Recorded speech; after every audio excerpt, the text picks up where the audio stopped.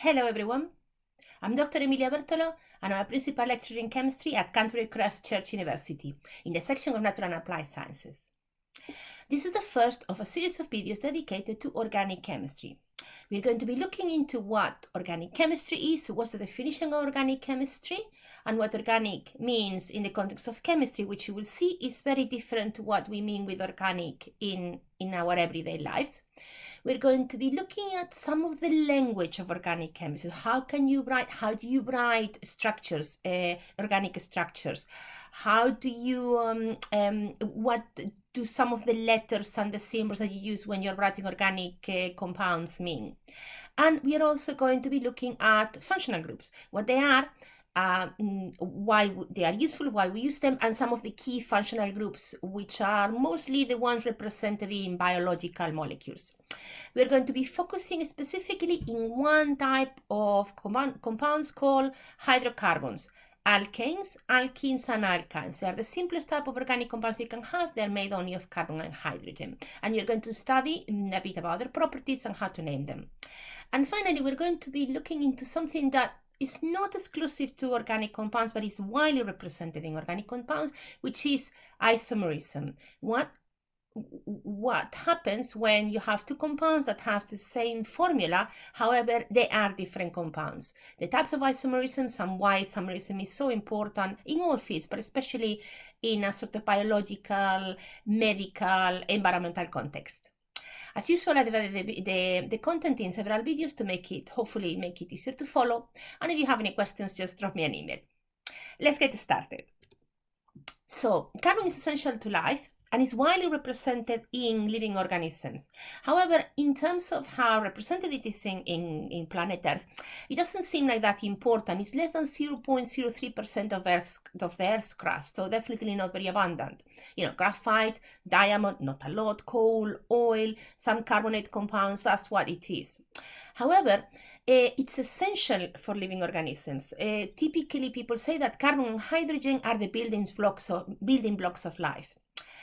The number of molecules containing carbon or are based on a carbon skeleton is many more. There are many more molecules that all the molecules or all the compounds from all the other elements, around 3 times more compounds that contain carbon than compounds from all the other elements put together.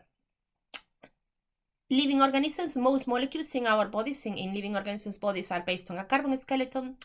And not only carbon, yes, carbon and hydrogen fundamental, but other atoms are also very important in the chemistry of carbon, and I will see some of them in the subsequent slides, for example, oxygen, nitrogen, phosphorus, and sulfur. One of the things we need to look at first is the language of organic chemistry, because it can be quite different than all the other, the chemistry you might be used to in other compounds.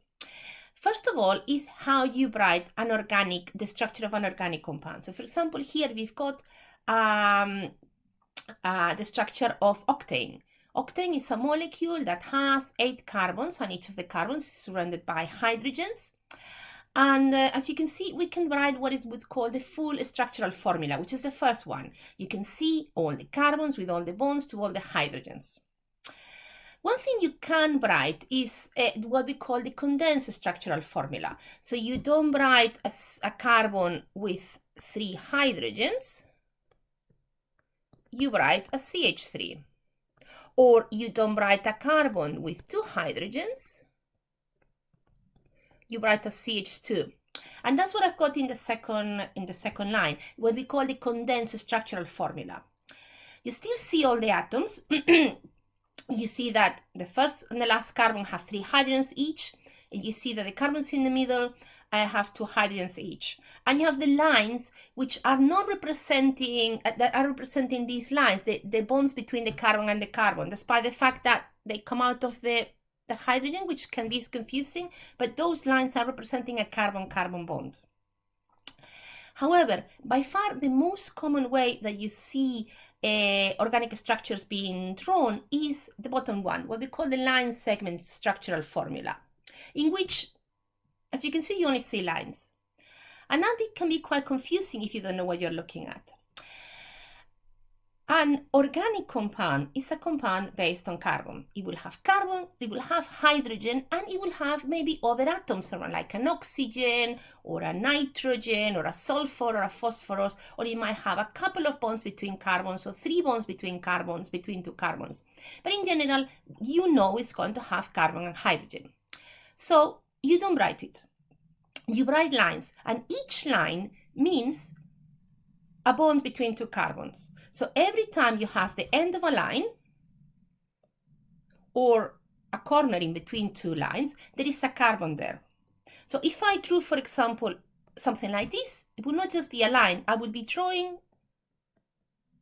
a bond between 2 carbons. If I drew something like this, I drew something like this, that would not be an equal sign. In organic chemistry, that means I have 2 carbons making a double bond. So the carbons disappear and they are substituted by lines. And each line, the end of each line, or every time you have a corner, there is a carbon there. So those lines represent the 8 carbons from my molecule octane. And then the hydrogens. As you can see, the hydrogens disappear completely. Why? Because it goes without saying that carbon is going to have hydrogen around. Either it has other atoms and then you show them, or it will have hydrogen. So you don't need to draw them. So for example, at the end of this line, I know I'm going to have a carbon here, and that carbon has a bond to another carbon. But carbon has 4 bonds, so if I'm only drawing 1 bond there, that means it has to have another 3 bonds. And those 3 bonds can only be to hydrogens. Because if it was to another atom, you would have it written down. Because it's not written, you assume they are hydrogens. So every time you see a line, you see a bond between 2 carbons. And if that line doesn't have any other atoms around, then you need to count, okay, my carbon needs 4 bonds, because there's already a bond to another carbon, that's 1 bond, I have 3 left, and those are hydrogens. If I pick my example, let's say this one here, this carbon-carbon double bond, those 2 carbons need 4 bonds each, and they only have 2. So the other 2 bonds can only be to hydrogens, because if it was something else, I would have written it. I would have written that there are other atoms. In the example that I did at the top, you know, when I write 1 line, and I say, oh, that line is actually not a line, it's actually a bond between 2 carbons. Well, those carbons, each of them needs 4 bonds, and they only have 1. So the other 3 bonds need to be to hydrogens. Because if it was to something else, then I would have drawn those atoms, and they are not there. So this is worth getting your head around, and I've suggested in the online resources a lovely video by the Penguin Prof talking about this, if you are interested in reading a bit, in listening a bit more about it. It's fundamental you get your head around it, that we don't draw the carbons, we just draw lines, and each line represents a bond between 2 carbons, and we don't draw the hydrogens. We assume, you know, they are there, we know they are there, we don't have to draw them. The advantage of the line segment formula is that it's much cleaner. You don't get clutter as in the first or even the second formula, with loads of hydrogens that are there, that are necessary to complete the bonds, but they don't play a huge role in the chemistry, in the reaction. You are focused on what is important, the shape of the molecule and the number of carbons you've got and the bonds between the carbons, and maybe if there are other atoms that are not carbon and hydrogen, you also see those. So it's much easier to see the important information from the molecule without all the clutter of having the hydrogens and the carbons all over the place. Just to hammer the point a bit more, and as a reminder, each line represents a covalent bond between atoms. And unless you see an element there, if there's only a line, if there are apparently no atoms present, those bonds are between 2 carbons. So each line represents a bond between 2 carbons. A double line would represent a double bond, and a triple line, a triple bond.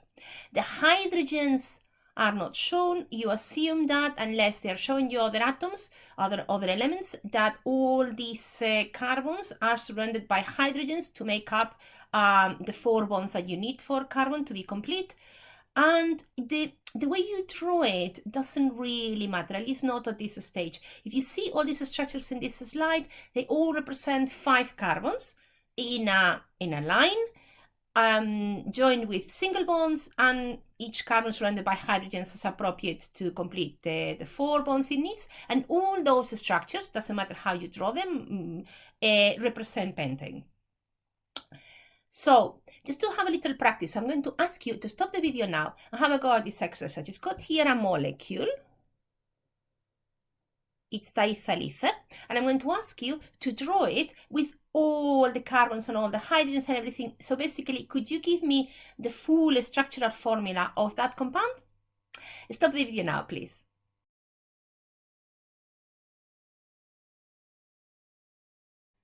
So I hope you stopped the video and had a go at the exercise.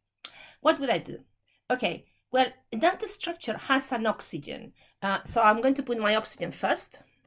And then I look at the oxygen one side or the other, and I see 2 lines coming out of it. Each line represents a bond between 2 atoms, and in one side would be the oxygen, and on the other one would be a carbon. And then there's another line, which, because it doesn't show me anything here, I assume that's a carbon. The other side is the same. You've got a bond with a carbon, there will be a carbon here, and then another bond to a carbon, there will be a carbon here. If it doesn't show you anything, that means it's a carbon.